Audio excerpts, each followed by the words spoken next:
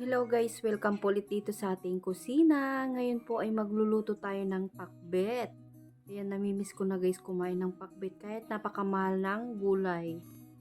Siyempre bago tayo magluto guys, maglilinis muna ako nitong ating kusina. Ayan, kakatapos ko lang maghatid ng mga anak ko sa school. Ayan, bibilisan ko ng maglinis kasi maya maya ulit ay magsusundo na naman tayo. Pagkatapos nating maglinis, saka tayo magluluto ng pakbet. Naku, araw-araw ganito na lang ating ginagawa sa buhay nanay. Naku, nakaka-proud yung mga nanay na talagang hands-on sa pamilya nila. So ayan, mag-uumpisa na tayo magluto guys. Pinagsabay ko na yung bawang, sibuyas, tsaka luya. Ginisa-gisa ko lang siya, pinalambot. Tapos naglagay ako ng kakarampot na giniling. Ayan, pinansahog ko lang kasi ang mahal din ng karne. Ayan. Kaya pinagiling ko na lang yung binili kong karne.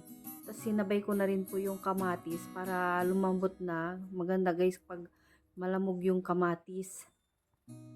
Medyo matagal-tagal na rin hindi nakakakain ng gulay kasi ang mahal ng gulay guys. Talagang kapresyo na rin ng karne. Nako, yung ilang pirasong kamatis, magkano na, tsaka yung kalabasa. Ayan, inuna kong nilagay yung kalabasa kasi medyo matigas yan guys. Ayan, bali simmer lang natin mga ilang minuto. Tapos nilagay ko na rin po yung ating okra, talong, sitaw.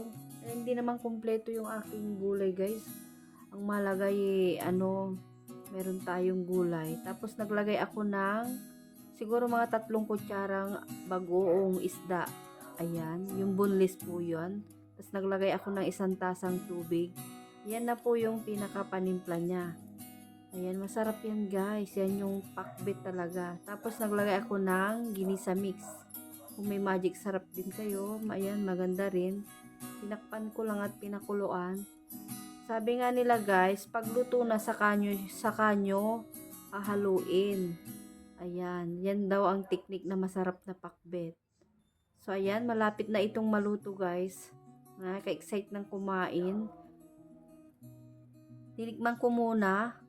So okay naman na siya guys. Saktong-sakto lang yung timpla niya. Ayan, balikan natin ulit. Ito na siya guys. Mabango at masarap itong ating pakbet. So ayan po yung ating pinakbet, Ilocanong pinakbet. Ayan po, maraming po salamat sa inyong panonood. Hanggang sa muli po. Siya po pala guys, pa like and share naman po itong video na to. Hanggang sa muli po. Bye!